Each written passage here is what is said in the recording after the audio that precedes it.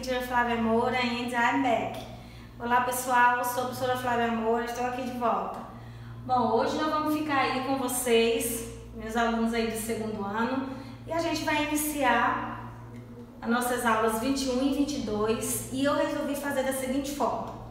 Nós vamos comentar sobre os nossos modal verbs, isso nós já vimos, tá? Então eu vou fazer hoje aqui uma pequena review sobre eles, porque ele também colocou pra gente, nessas nossas aulas 21 e 22, o perfect com os modal verbs, tá? Então, para aqueles que esqueceram um pouquinho sobre os modal verbs, a gente vai fazer uma revisão. E na próxima aula, semana que vem, a gente conclui usando o perfect com os modal verbs, ok? Let's go?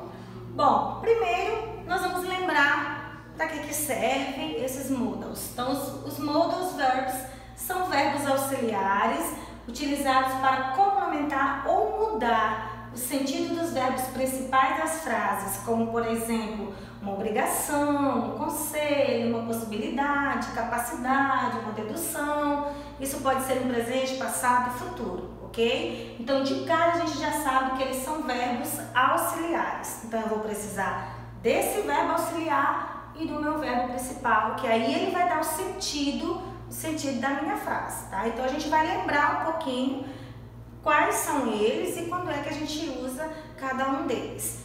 Quem lembra, né, não vai ter problema nenhum, a gente vai só fazer uma revisão. Você que é nosso aluno novato aí do ArtSeb esse ano, que não viu na outra escola, preste bem atenção, é bem easy mesmo, very easy, é muito simples, tá bom? Então vamos lá. Primeiro a gente vai falar um pouquinho das características desses modal verbs, tá? Eles não têm infinitivo, ok? Não tem conjugação irregular e completa, então do primeiro ao último. Não recebem S ou ES na terceira pessoa do singular. Lembra que lá no nosso simple present, nas terceiras pessoas do singular, na forma afirmativa, eu tenho que saber daquelas regras, que eu tenho que acrescentar o S ou o ES, ou se terminou com Y, eu tenho que tirar o Y e colocar o IES. Lembra de tudo aquilo? Nada. Então, não vai acontecer nada com o meu verbo principal. Eles são seguidos pelo verbo principal no infinitivo sem o to, tá? Então, to dance, não, você vai ficar dance. To work, não, você vai ficar work, ok? Então, sem esse to, exceto o nosso out to, porque já é escrita dele mesmo. Esse aqui é um verbo auxiliar, para quem não lembra, a gente vai falar um pouquinho.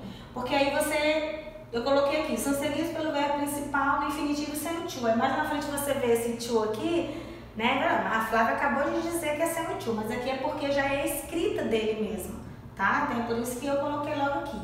Não necessitam de outros verbos auxiliares para as formas interrogativas e negativas. Por quê? Porque eles já são auxiliares. Lembra daqueles verbos auxiliares para a gente fazer interrogativa e negativa, como do, didn't, you did, you does, doesn't, you don't? A gente não vai usar nenhum desses. A gente vai usar o próprio verbo auxiliar da frase, que é o meu próprio modo, porque ele já é auxiliar, tá? Então, meu é o auxiliar e eu pego o meu principal para dar sentido à minha frase, ok? Então, a gente vai lembrar cada um deles e a gente vai ver quando é que eu uso cada um, para na próxima aula a gente falar do perfect com eles, ok? Bom, vamos lembrar um pouquinho de três que são bem parecidos.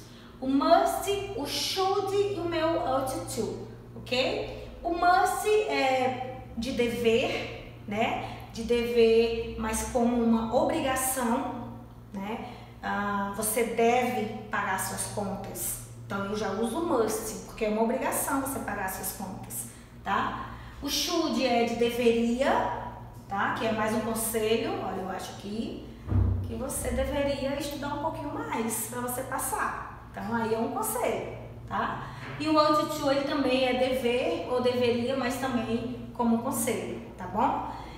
For examples, aqui nós temos she must follow the rules. Então, ela deve seguir as regras. Então, se eu usei o must, é porque é uma obrigação, tá? Agora, se eu tivesse usado aqui o should ou ought to, seria apenas um conselho. Mas se eu tenho regras, as regras elas precisam, né, ser seguidas.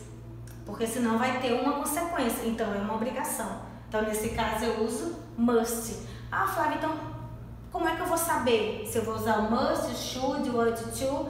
Aí, você precisa interpretar a frase para saber qual dos models é o que dá mais certo, tá? Para aquela frase. Como essa primeira, questão de seguir as regras. Não é um conselho, é uma obrigação. Então, nesse caso, eu uso o must. Another example tem, I don't think you should work sick. Eu acho que você não deveria trabalhar doente. Então, é um conselho. Porque, principalmente nós, professores, né? A gente vem, a gente trabalha doente e tudo, mas não é muito bom, mas a gente vem, tá? Então, mas eu acho que você não deveria. É um conselho, tá bom? Então, no caso, eu uso o should. You should do your homework now. Bom, você deveria fazer o seu exercício de casa agora, tá? Não vai deixar para depois, porque senão vai acumular, ok? Então, é um conselho. You ought to call the police. Então, eu acho que você deveria ou você deve, né, ligar para a polícia. Então, também é um outro conselho, ok? Então, nós temos aqui 3 bem parecidos. Bom, depois eu coloquei aqui para vocês o can e o could. Olha só. Can, poder, saber, conseguir, né? Could, poderia, sabia, conseguia. Então, observa aí o can. O can, ele expressa uma permissão, uma capacidade, uma habilidade e uma possibilidade e ele é usado no presente. For example, Joanne can swim very well. Quer dizer, a Joanne, ela sabe nadar muito bem. Ela sabe, ela consegue, ela pode, tá? Então, é uma coisa que ela sabe fazer, presente. O could expressa permissão, habilidade e possibilidade. E, normalmente, ele é usado no passado. A gente termina dizendo que ele é o passado do can. For example, Joanne can swim very well when she was 8 years old. Então, quer dizer que a Joanne, ela sabia, ou ela podia, ou ela conseguia, né, nadar muito bem quando ela tinha 8 anos de idade, tá? Então, é por isso que a gente termina dizendo que ele é usado mais no passado, ok? Bom, depois nós temos aqui a questão do may e do might. Pode ou poderia, um dos dois, tá? Então, um é mais usado quando eu tenho certeza e o outro não. Então, olha aí. O may, ele expressa um pedido, uma possibilidade, uma permissão. Normalmente, ele aparece quando a gente não tem assim, muita certeza de algo, tanto no presente quanto no futuro. Quando a gente não tem muita certeza. Por exemplo, may I come in? Eu posso entrar? Então, eu posso entrar não é entrando. Eu paro, pergunto, may I come in? Espero, eu posso entrar? Então, eu não tenho tanta certeza se eu posso ou não entrar. Então, eu uso nessa questão o may, tá? I may go to your lunch, né? Então, sei lá, eu poderia ir no seu almoço. Então, eu também não tenho muita certeza se eu vou ou não no seu almoço, ok? O might, ele expressa uma possibilidade, tá? É usado para ações que não têm tantas chances de acontecer. Aqui eu acho que eu vou, mas aqui não tem lá essas condições de acontecer não, tá? Então, isso também vai muito da interpretação da frase, ou do contexto lá, ou de um texto, ou de uma música, ou de uma charge, enfim. A gente precisa ter interpretação legal, ok? Então, it might snow next week. Então, vai chover, né? Ou, desculpem, vai nevar no próximo final de semana, na próxima semana, né? Será se vai? Ou então poderá nevar na próxima semana? Então, a gente não sabe, né? Aqui, bem para isso, nenhuma chance, né? Então, por isso eu usei o might, porque eu sei que aqui não tem chances de maneira alguma de nevar na próxima semana, ok? Então, aqui a gente usa quando a gente não tem tanta certeza, mas que ali pode acontecer, e aqui que não tem chances realmente de acontecer determinada ação, ok? Bom, aí depois nós temos aqui as formas affirmative, negative e interrogative. No início na nossa aula, eu falei para vocês que a gente não precisa usar nenhum auxiliar. Por quê? Porque eles já são verbos auxiliares, tá? Quando eu digo assim, eu vou usar o meu auxiliar e o meu verbo principal. Então, eu uso o meu auxiliar e o meu verbo principal, que aí ele vai dar sentido para minha frase. She must follow the rules. Ela deve seguir as regras, tá? Então, aqui o verbo seguir. Observa que o verbo ele fica normal, ele não tem o to, ele não tem o acréscimo do S ou do ING ou do IES ou do ED, ele fica normal, tá? Então, eu só preciso saber qual é o meu modal que eu vou usar aqui e o meu verbo principal ele vai ficar normal, tá? Então, é por isso que fica bem fácil nesse caso. Na minha interrogative form, como ele já é um verbo auxiliar, o que eu vou fazer? Eu vou pegar ele e vou trazer para onde? Para o início da frase. Lembra do nosso to be? Pega o meu to be e início da frase. Então, os modal verbs também, mesma coisa. Vou pegar o meu modal verb e vou trazer aqui para o início da frase, ok? Negative form, cada um tem a sua negativa, tá? Can, can't, could, couldn't, must, mustn't, might, mightn't e assim vai, tá? E nós temos o would, wouldn't, tá bom? Tem o will, que ele também termina sendo um verbo auxiliar que ficou won't. Então, cada um tem a sua forma negativa.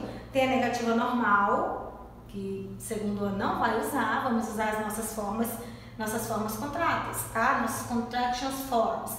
Então, she must follow the rules, ok? Ela não deve seguir as regras, nada a ver, né? Aí que eu tenho, we should study more. Então, eu acredito que nós, tá, deveríamos estudar um pouquinho mais. É um conselho que a gente deve fazer, nós todos. Aí eu tenho should, ele é um modal verb, eu uso ele aqui no início da frase para fazer a minha forma interrogativa. Para fazer a forma negativa, você usa o should, a negativa dele é shouldn't. Observe que na negativa ele não sai do lugar, tá? We should, we shouldn't, tá? Ele só vai sair do lugarzinho dele quando for na forma interrogativa, ok? Tem o would, que é gostaria, né? Que vocês também já conhecem. Tem o will também, só que esses aqui são os modal verbs mais usados, tá? Então, espero que vocês tenham lembrado aí dos nossos modal verbs. Na nossa próxima aula, a gente vai conversar um pouquinho sobre eles. Agora, não com um verbo principal normal, mas sim com o nosso perfect, que é o nosso verbo no particípio, tá? Então, é por isso que eu resolvi trazer primeiro aqui essa revisãozinha dos modal verbs. E na próxima aula, a gente vai ver como é que é isso, os modals com o perfect, ok? Mas é bem simples também, tá? Então, muito obrigada por ter assistido a nossa aula, acompanhe. Não vou mandar atividade essa semana, porque a gente vai concluir a nossa aula semana que vem, ok? Kisses, see you next class and bye!